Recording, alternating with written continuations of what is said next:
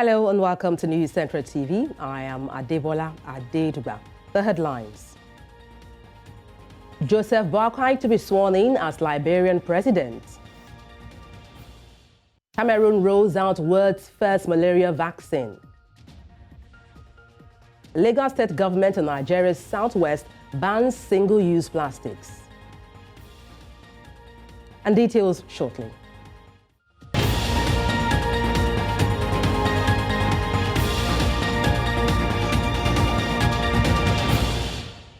We begin the news in West Africa, where Joseph Boakai will be sworn in as Liberia's president today, following his election victory over former football star George Weah with the challenge of tackling poverty and corruption. Boakai narrowly beat former Ballon d'Or Weah in November's runoff poll with 50.64% of the vote to 49.36%. He will be sworn in for a 6-year term during the ceremony in Parliament in the capital, Monrovia, from 10 a.m. in the presence of several foreign leaders and diplomatic delegations. Meanwhile, the president-elect has said his vision is to transform Liberia into a prosperous and peaceful nation where all citizens can enjoy their rights and freedoms and where government serves the public interest. Boakai mentioned these on Sunday at his Thanksgiving service at Efforts Baptist Church in the Paceville area of the country. Boakai, who will be inaugurated on Monday, January 22nd, 2024, for a 6-year term, says he's thankful for the honor done to him while assuring Liberians of a better life. Leading to the swearing-in of Liberia's 25th president, Joseph Boakai, on the 22nd of January 2024, was first his Thanksgiving and intercessory service held at the Effort Baptist Church in Painesville, Liberia. The president-elect, who served as the former vice president under the first female Liberian president, Ellen Johnson Sirleaf, described his journey to the presidency as a long one.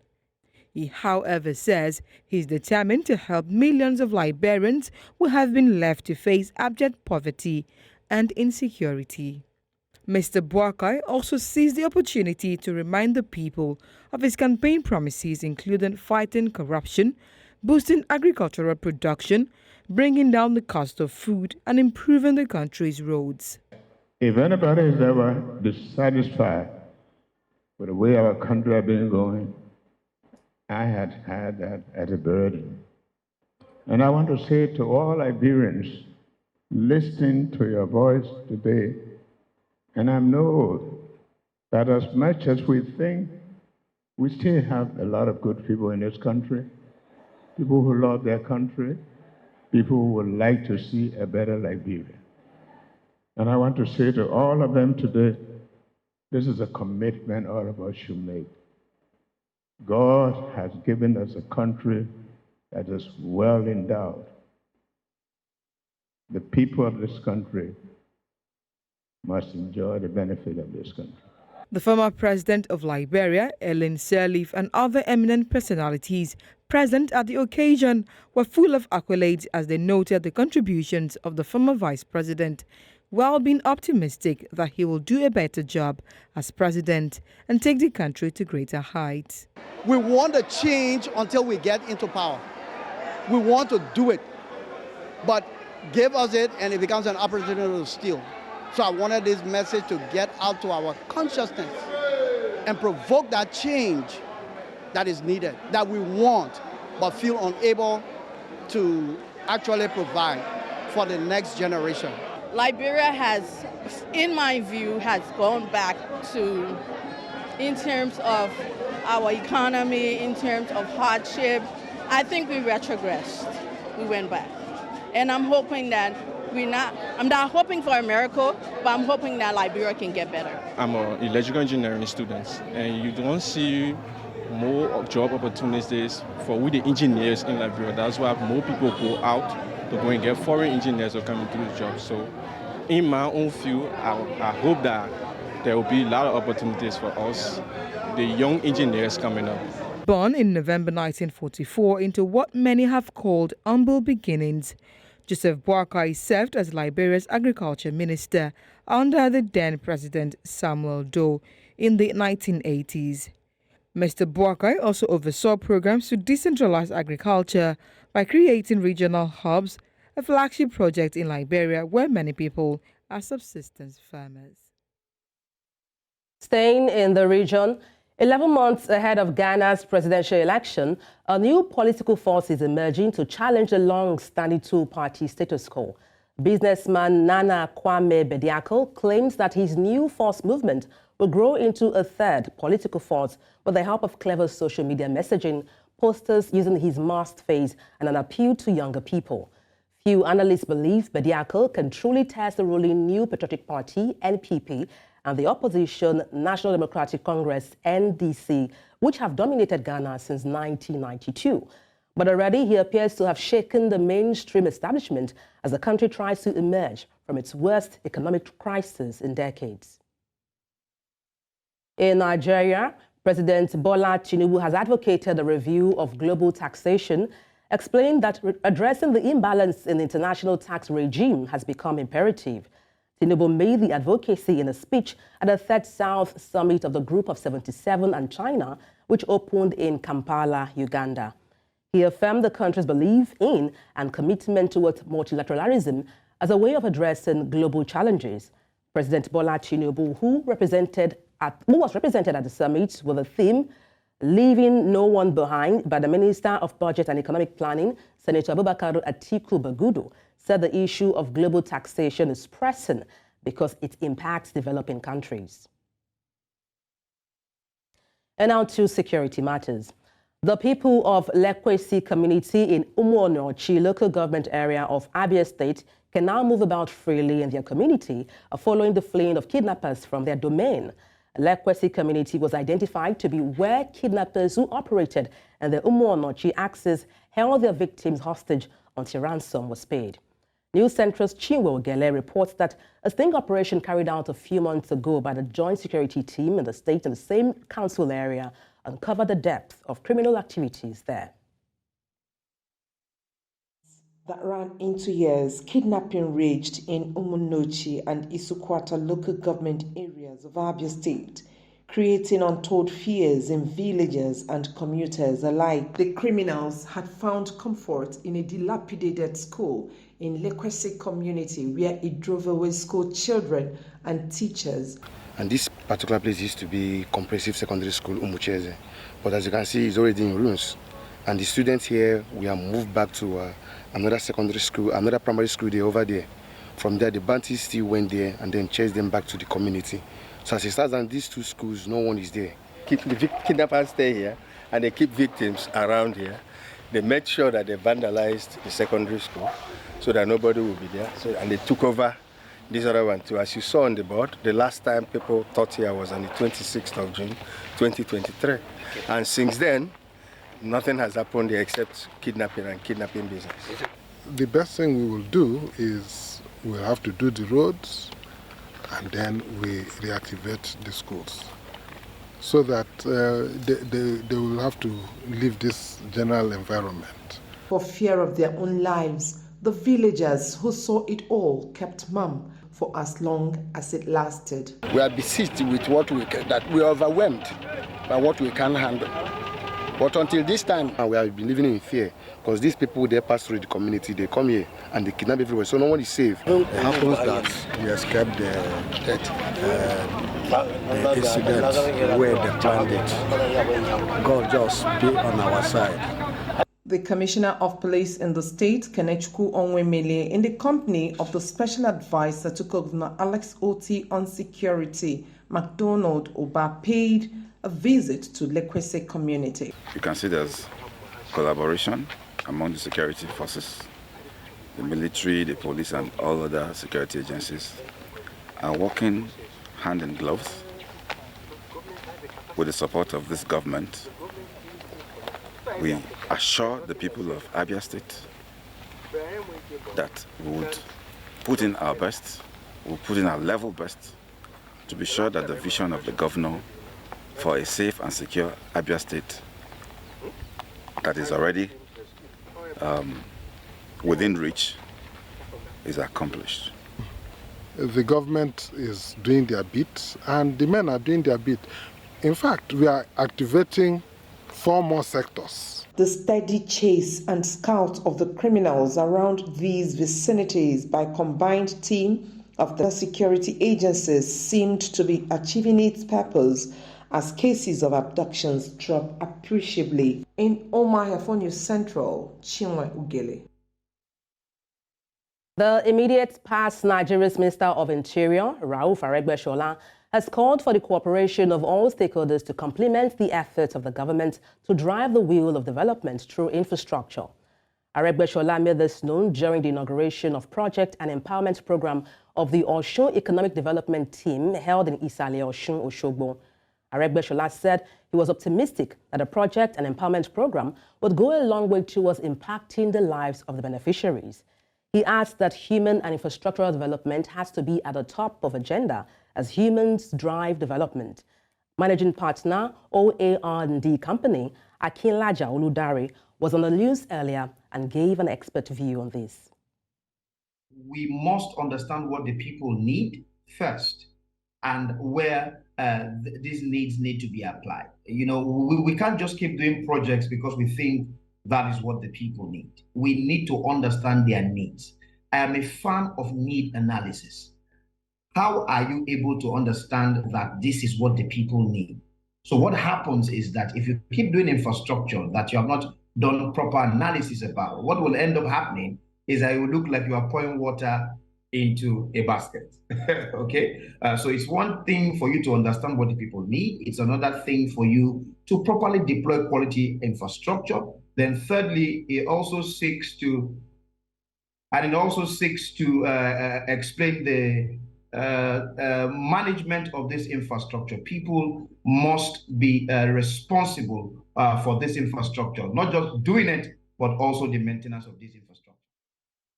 The governor of Plateau State, Caleb Motfwang, has held a thanksgiving to celebrate the recent Supreme Court judgment that affirmed his election victory.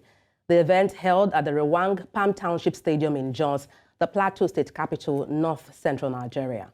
News Central's Chizo Banyonwe was there and now reports. My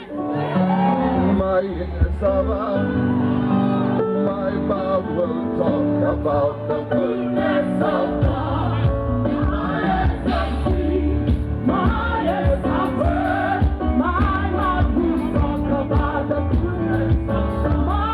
Governor Motfwang, his wife Helen, their children, many other family members, former Governor Jonah Jang, members of the state cabinet, and other dignitaries from neighboring states were on the plateau to felicitate the time is now governor.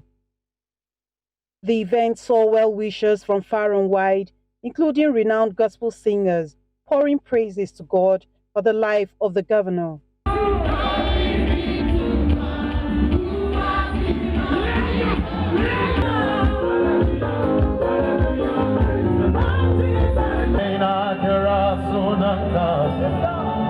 You heard my voice and you lifted my head.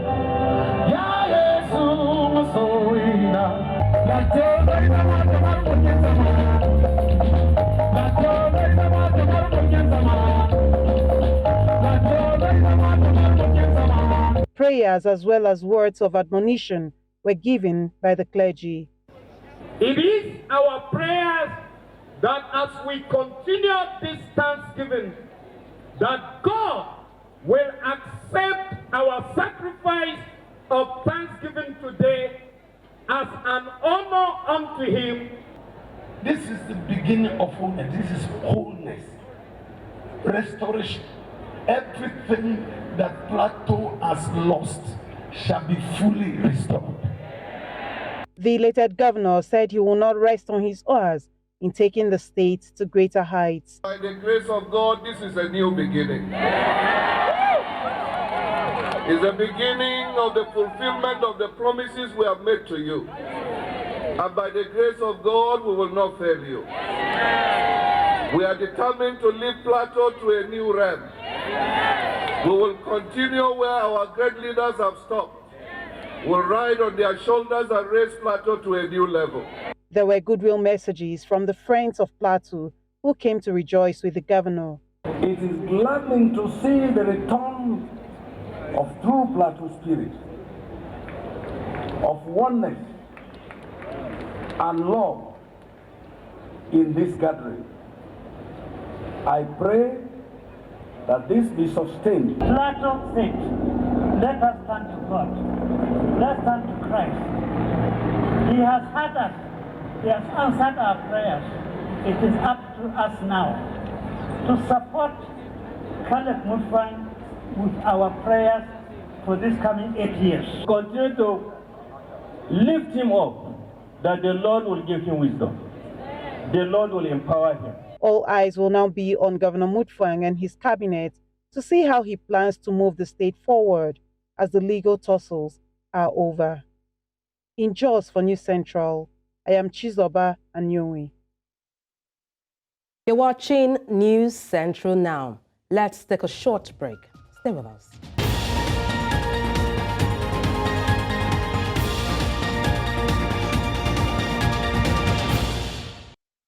Thank you for staying tuned.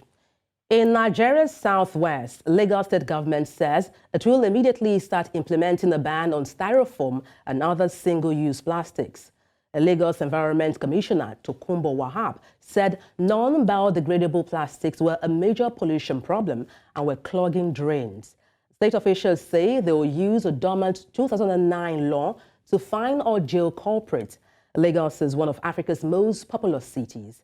International experts estimate Nigeria generates 2.5 million tons of plastic waste annually. According to Judge Washington Carver, education is the key that unlocks the golden door to freedom, hence the need for everyone, irrespective of physical condition, to get one. This is the crux of some visually impaired persons in Umuahia who seek more education for adequate empowerment. News Central's Chinwo Gele reports. Nursery and primary education for the blind is offered freely in Abia State at the Special Education Center, but that's where the free education ends for them from the government. A good number of the visually impaired would want to be enrolled into secondary schools, but cannot because their parents lack the wherewithal to sponsor their education. I'm supposed to be in school, but no man. And then our school have already resumed. I want people to help me to further my education and to provide education materials. I could have been in school by now, but probably my parents couldn't have the capacity of supporting me in my school. I am appealing for assistance to help me to further my education. I sincerely appeal to you, the government of Abia State, and other well-meaning citizens of Abia State and Nigeria to come to my aid by assisting me actualize my aim and desire of furthering my education. They all have dreams and aspirations and should not be restricted or left to beg for alms on the roadsides because of their impairment, which has nothing to do with their mental capacity. There are two courses I would like to study. One is mass communication and the other one is political science. I would like to read mass comm or psychology. I want to become a teacher. I want to become a lawyer. Because I went to school, by the time the war ended, I could help my family. I didn't help them in the way they thought, because people thought I would go begging on the streets of Port Harcourt for them. But I could help them in other ways. And others came to copy me. If he can do it and he has challenges, we can do it as well. My plan is for him to be educated because that's the only option he has to survive in life. I don't think he can do any other craft work. The occasional handouts and gifts the vulnerable people receive from government and individuals will definitely not guarantee them a better future, but will make them dependent on others for survival. In Omaha for NewsCentral, Chinwe Ugele. The news continues with this health-related story from Central Africa, where the RTSS vaccine for the fight against malaria is being rolled out across the African continent, starting in Cameroon on Monday. Chief Program Officer of the Gavi Vaccine Alliance, Arela Ngoyen, says the rollout of malaria vaccines in the regular immunization program marks a turning point in the fight against the disease. According to the World Health Organization, malaria disease kills more than 600,000 people in a year, mainly in Africa. Un peu historique pour le vaccin contre le paludisme qui va être introduit au Cameroun. Ça fait longtemps qu'on attend un vaccin contre le paludisme. Il y a un demi-million d'enfants qui meurent par an en Afrique à cause du paludisme. Et ça y est, on est finalement au moment où ce vaccin va pouvoir être mis en place dans les pays africains. Pour moi, c'est vraiment un tournant. Ça fait très longtemps qu'on travaille sur le vaccin contre le paludisme. Ça a mis 30 ans. C'est une maladie qui est très difficile parce qu'elle est transmise par un parasite avec un cycle de vie qui est très compliqué. Et donc, de voir que vraiment on a un outil qui va pouvoir nous être utile, qui a une efficacité qui est démontrée, qui a une sûreté. On a vraiment étudié pour être sûr qu'il n'y avait pas d'effets secondaires qui poseraient des problèmes. Donc ce sont les moins de 5 ans qui sont les plus touchés par le paludisme. Et on va vacciner donc les enfants à partir de l'âge de 5 mois environ. Il y a 4 doses à donner. Et donc, on les donne, on les répartit sur la première et la deuxième année de vie. Et ça nous aide à les protéger alors qu'ils sont jeunes et qu'ils sont le plus susceptibles à la maladie. In East Africa, Uganda has officially taken its turn at the helm of the Group of 77 and China, the largest intergovernmental organization of developing countries in the United Nations, UN. President Yoweri Museveni assumed the bloc's leadership from Cuba in a symbolic ceremony at the Third South Summit that kicked off on Sunday in Munyonyo Commonwealth Resort Hotel in Kampala, Uganda. Cuba's Vice President, Salvo Vils Mesa, handed over to the chair of Museveni for the whole of this year.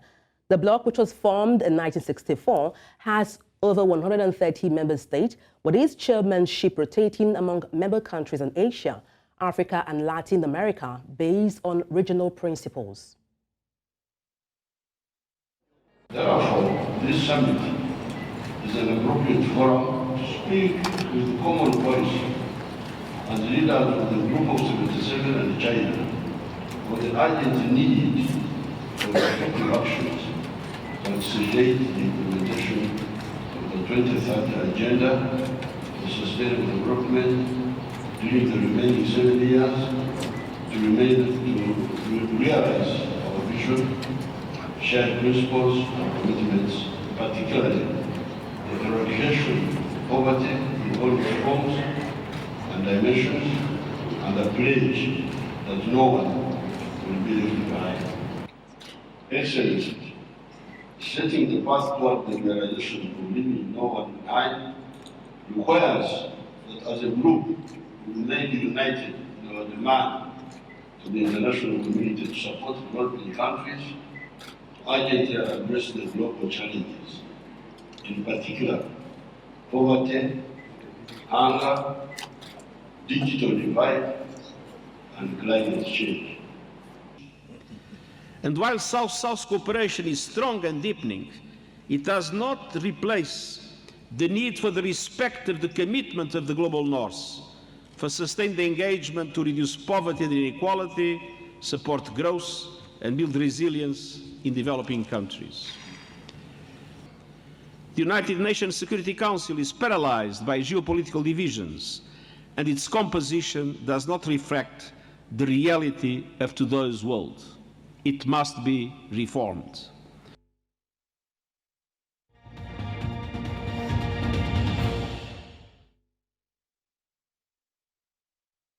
In business, A total turnover of 5.179 billion shares worth 77.7 billion naira and 79,012 dues was traded this week by investors on the floor of the exchange, in contrast to a total of 5.719 billion shares valued at 88.828 billion naira that exchanged hands last week in 80,064 deals. The financial services industry, measured by volume, led the activity chart with 3.191 billion shares valued at 33.413 billion naira traded in 36,276 deals, thus contributing 61.60% and 42.95% to the total equity turnover volume and value respectively. The conglomerate industry followed with 473.638 million shares worth 8.185 billion naira in 6,325 deals. The third place was the consumer goods industry with a turnover of 460.149 million shares worth 17.484 billion naira in 12,550 deals. And to talk about this further, I'm being joined live on the news by Azeez Lawal, MD Trust Asset Management. Good morning. Glad to have you join me. Good morning. Thank you for having me. All right. Now, the Nigerian exchange, touched another milestone last week with equities exceeding 94,000. This basis point for the all-share index. What would you say led to this growth? Yeah, specifically, what we saw last week was driven by the industrial sector, notably Dangote Cement and BOA Cement. Year to date, they've both done over 40%. In fact, the performance, the 1 week performance of the index last week was over 13%. The highest we've seen recently was just around 6 point something percent, and again that was this year. Before then, the sharpest jump we've seen for ASI performance in a week was approximately 6%. So this year alone, we've seen an index now record a milestone and also outperform itself, having set those major benchmarks. Thank you. Well, I hear you, Azeez, but why do you think investors, seeking more holdings in the financial services industry? Why are they seeking more holdings in the financial services industry? Yeah, thank you. That was the trajectory, right, at the start of the year. Though last week we kind of saw a decline in the interest in banking stocks, but generally, typically, if you're an income investor, if you're an investor that is interested in stocks that pay dividend, typically you buy banks. So that's why banking stocks have been on the shopping list of investors, particularly institutional investors, like including PFAs. We've seen them aggressively buy banking stocks at the start of the year, and possibly the first 2 weeks of the year. Though, like I said, the interest receded last week. We expect that interest in banking stocks will continue to strengthen as their results or timelines begin to approach. Thank you. So are we likely to see more activities in terms of IPOs or even M&As for this year, considering the growth of the market? Yeah. For IPOs, I do not see another IPO this year, like we've not seen in more than 10 years now. But M&As are very likely, particularly by the time the recapitalization machines kicks in, starts to ignite, right? That would depend on when the CBN, the timeline the CBN sets for this capitalization. So what we are likely to have is bigger banks acquiring the smaller banks, or the smaller banks, maybe lower tier 2 banks coming together to merge to become strong tier 2 banks. So that is very likely in the banking industry, mergers and acquisition. Thank you. Let's talk about the bond market. How has the bond market performed for this period? Yeah, since the start of the year, it's been more of topsy-turvy for the fixed income market, but largely bullish. We have seen rates now across the curve now decline significantly. In fact, we are seeing some of these levels at 2022 levels already against expectation. But largely, what has been driving that buy side largely has been anticipation of Q1 bond calendar, right? Where market players are anticipating that 2053s, for example, may be replaced. Also, we have seen interest at the middle of the curve, from the short to middle of the curve, largely because of a significantly declining T-bills rates. We expect this trajectory to persist in the coming days, at least until we see the bond calendar. Thank you. All right, thank you so much for your time on the news. Azeez Lawal, MD Trust Asset Management. Thank you once again. Thank you so much for having me. Thank you.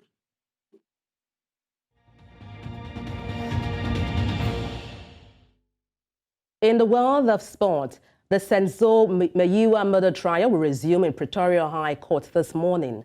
Last year, a trial within a trial was conducted to examine the admissibility of confessions given by 2 of the 5 defendants. The late Bafana and Orlando Pirates goalkeeper was killed in Vosloorus in 2014 during an alleged haste gone awry. And legal expert Mpumelelo Zikalala explains what can be expected. Good morning, glad to have you join me. Good morning to you, so good morning to your viewers. Yes, I mean, a lot happened last year with lead investigator Bongani on the dock, with the judge also accused of interference. What are the major key highlights from last year, and what can we expect for this year? Firstly, I think we must commend the court for taking on this matter and showing the seriousness and making sure that evidence is being held on a fast basis. I think the number of witnesses that we've had or that have been into the witness box are certainly a sign that the court is serious about the completion of this matter, and which is important because what we want to look out for is the justice for the Senzo Meyiwa family. So from where we were last year, I think the state is about to wrap up its evidence. It's only this confession evidence that needs to come in, which is crucial, by the way, because we must remember that as per the South African law, the burden to prove that the person is guilty beyond reasonable doubt would rest upon the prosecution. So it's up to the prosecution to provide all the evidence that you can be able to utilize. Now, in this case, it is saying there's a confession that took place. These individuals confessed on their own that they are indeed the ones that killed Mr. Senzo Meyiwa. So we wanted evidence to be part and parcel of the record. Meanwhile, the defense is saying no. So the testing whether the confession was authentic or not is what we are going through now, and the state is pulling all the strings and all the witnesses to be able to show that indeed these particular individuals are the ones that killed Mr. Senzo Meyiwa. All right, Mpumelelo, I'm wondering what your thoughts are on the alleged confessions by 2 of the accused. I mean, do you foresee these confessions being accepted, and then if so, why? Well, the number of irregularities that have taken place, I think the court would want to err on the side of caution in terms of saying, if we are going to find these individuals guilty, it's going to be based on the evidence that's been provided by the state, and it's not going to solely rest on the confession that have taken place. And I'm of the opinion that if the state has had a strong case, it wouldn't even need these confessions to be in, because the number of forensic evidence that would have been there, the number of witnesses which would be able to pinpoint and place the individuals at the crime scene would have been enough. So the confession, yes, it is a cherry on top. It makes the work a bit easier. However, if a conviction was going to be received, it would have been received whether a confession was here or not. But there are a number of things that did not go well according to the law in terms of that particular confession, and they may have a bit of a difficult time trying to include it as part of the record. Let's talk about the judge interference allegations by advocate Ngomezulu. How much effect do you think these can have on this case? And if perhaps, the defense team feel that there is interference, what steps should be taken? Well, we must first note that whenever you go to court, it is a concerted terrain. So we are going to find individuals who are going to express whatever that they are feeling at that particular point in time, because you have a job to do. The presiding officer has a job to make sure that things go on smoothly. And if he is of the opinion that people are not answering the questions in a proper manner, or frivolous questions are being posed upon the witnesses, he has a duty to step in. The same side, when it comes to the prosecution, they do have a duty to present their case. And from the side of the defense, Mr. Mpumelelo has a duty to defend his client. So if he feels that he's being barred from asking certain questions, which he may think they're important, it is his right to record those so that if one to note an appeal at a later stage, the evidence will be there as to the level of interference that actually took place. For me, I think the judge has been handling the matter in a much more fair way. The type of discussions and disagreements that are there are what you would find taking place normally in a courtroom. So there's nothing untoward which is taking place. Simply note whatever you want to note and take it to an appeal if you are going to lose this particular matter. But they are both doing their job, and the way in which they're handling themselves, I think they do remember that there is a certain decorum that must be held in court, and they're trying to preserve it at all times. I mean, when we look at this case, so many things went wrong, from the contamination of the crime scene to statement from the police and those that were in the house. My question really is, what can the state learn from all this and then do it differently if any case like this arises? I think this should be one of the test cases, or one of the case scenarios that should be posed when people are training to be investigating officers or crime scene experts or forensic experts as to what not to do in a crime scene. And also to think what the information or the evidence that you are collecting is going to be utilized for. So it's not just the purpose of collecting for the sake of collecting. It's going to be utilized for prosecution at some point in time. So make sure that it's easier for the prosecutors to do their job. So as you have stated, the contamination of the crime scene, the non-blocking of the crime scene so that people do not enter it, making sure that you're able to project all the projectiles and things that you're supposed to project in the appropriate manner and time.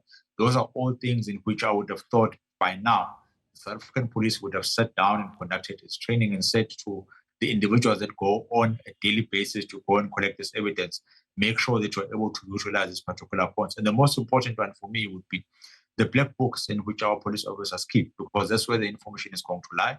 That's where the information is going to be stored. Even if you forget, you can always refresh your memories if you go back to your black book and check what exactly we were stating on that particular day and time. So I think they would have learned by now as to how to do things, not to have a case which is going to be investigated for plus minus 9 years. The same applies to the prosecution, by the way, and even the defense, in terms of saying maybe things could have been done better if all the witnesses were there on time. If the two dockets that are here that you are currently facing would have been merged into one docket and you extract the information that you are looking for there, I think it would have been better utilized if those things have been executed in that manner. All right, legal experts Mpumelelo, Zikalala, thank you so much for your time on the news. Thank you very much for hosting. The Super Eagles of Nigeria and their counterparts from Guinea-Bissau, the Wild Dogs, are set to face off in a final Group A match at the Africa Cup of Nations. Now, both teams will go head-to-head today in Abidjan in a match that will decide the fate of the Nigerian team. The competition, which would have the Wild Dogs, is set to play for pride after 2 defeats and 2 matches. Nigeria's Super Eagles are firmly eyeing the place in the knockout stage. Ahead of the match, Super Eagles coach Joseph Boakai speaks on how difficult it is to win the game at this year's AFCON, while opposition midfielder Basiro Kande remains optimistic his side can cause an upset while playing for pride. Win one match, even this competition, like Kenneth said, because everybody say one surprise more, no surprise, guys, it's football. The teams growing up, they play better, they have more players, better players, they have a good professional work, and they can beat any team. For that, you know our responsibility. Only you think about the next match, no other match. The next match. Because I know, and my players also, if we play and show our better performance, is to put the maximum focus, demand, commitment, our quality, capacity, intelligence is not easy, any team beat us. If you don't do it, any team can beat us. Guinea, and we fight every day for get good results. This is what we will do tomorrow against Nigeria. We know it will be a very difficult game for us because we don't win one game until now. But everybody can wait one strong Guinea with strong mentality to make points. And joining us for more on this is our correspondent, Favour Itua. Good morning from here, Favour. Glad to have you join me. Good morning, Adebola. What's the update in the camp of the Super Eagles? What's going on? All right, the camp of the Super Eagles, of course, is preparing towards the game today. On yesterday session, we once again of the game today.